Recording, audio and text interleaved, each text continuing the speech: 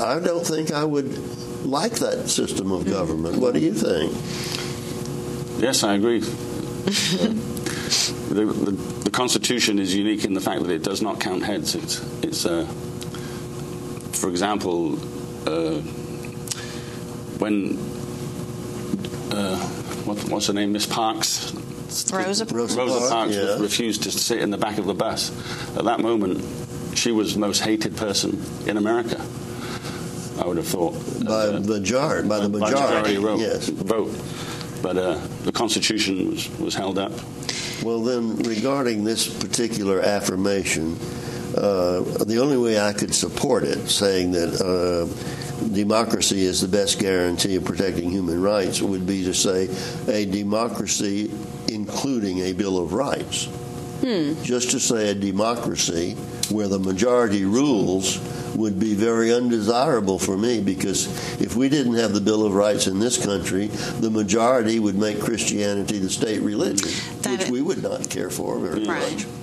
Well, and I do think that this one ties into if the group is looking for what helps the group, democracy is that's how it evolved, was that the group said, okay, these murderous tribes over here, we've got to get them out of our larger group, let's say. That would be one example. So the democracy of that group would say, what's better for us is perhaps cutting you loose and we'll move on or you move on. So maybe that, in a pure sense, democracy might mean that the group will try to do what's good for the group. Maybe in our... Not necessarily. Well, the majority in under fascism in Germany, under Hitler, the majority probably approved of killing Jews. Right. So, I think there has to be a limit to that. Yeah, I think you're right. That is something that's lacking. Okay, well, let's talk about another one here.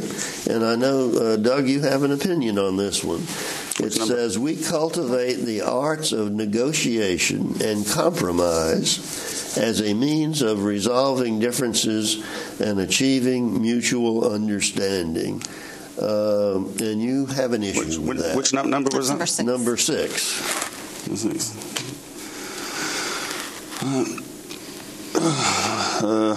Using subjects like economy, healthcare, defense, but at the risk of sounding like a hardcore fundamentalist atheist, I can't compromise on the theistic issue. All right. Now, explain that when they say that compromise and negotiation is the way to resolve differences, are you saying that there are some issues that for your own self-respect you should not compromise at all, and you have to hold fast on those particular issues? Yes, like the presidential election. I can see both sides from the economy standpoint, from healthcare standpoint, from educational standpoint, but from a theistic issue, we have to run our government based on critical thinking and reason and rationality, and having a religious connection to that government where, just as we said earlier, pinning responsibility on an invisible entity,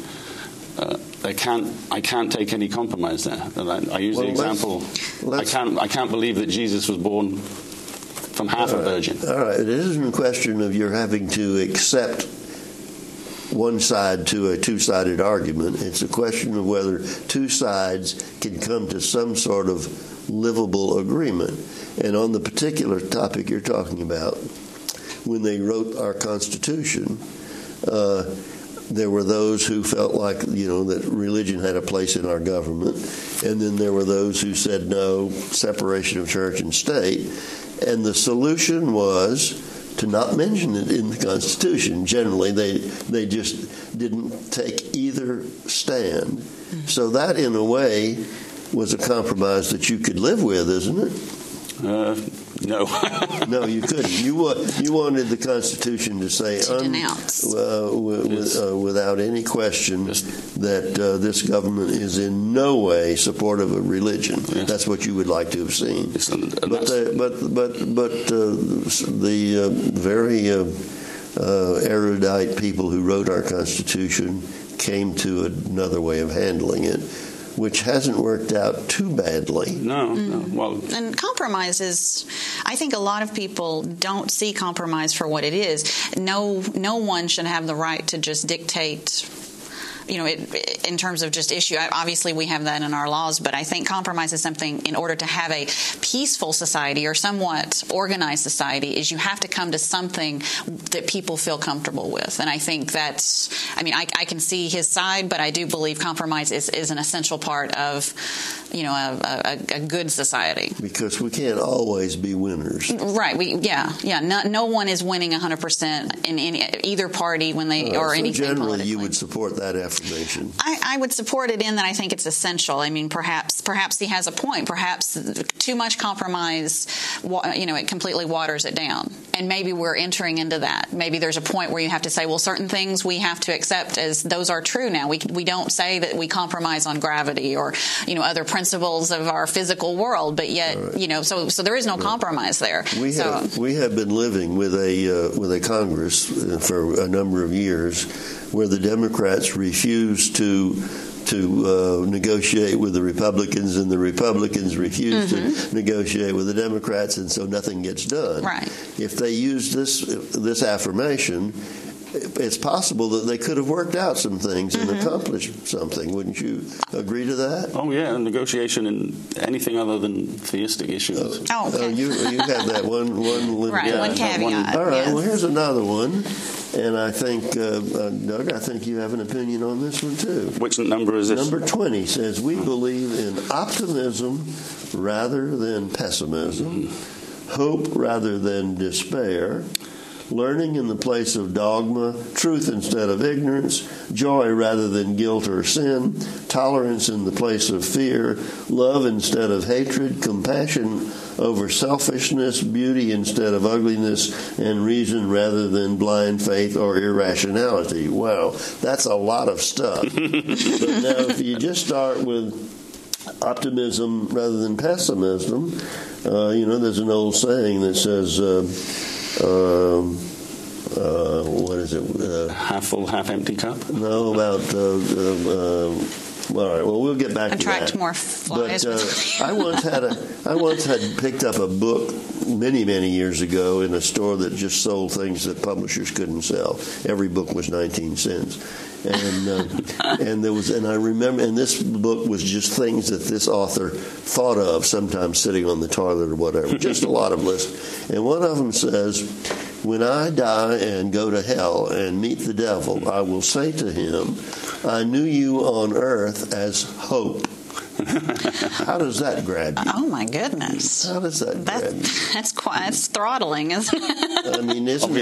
Isn't hope wanting and expecting something that very well may not happen? Isn't that what hope is? I suppose you could associate hope with prayer, which is we don't know. You don't have to associate it with prayer. No, I think hope is the thing that allows us to keep striving. I mean, hope is something that probably was an eternal, even if in its rawest, earliest forms, was something that allowed you to think things will be better across that hill or across that passage in the mountain. With no assurance that it's going to be. Right. But without that, none of us would be where we are today as a human kind. And you would support hope. I think hope is what allows us to keep going, and there are people who exist very well with pessimism, because I think we all have our moments where we look at an issue and we say, no matter what we do, no matter how much money we throw at something, we cannot make it better. And it's because you recognize there are limitations to what people are willing to accept, but hope is allowing you to do that. But isn't hope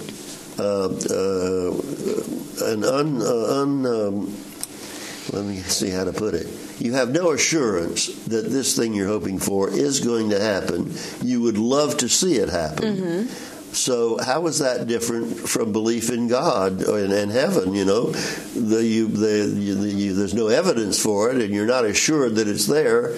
So that falls into your definition of hope. Would you take that away from people?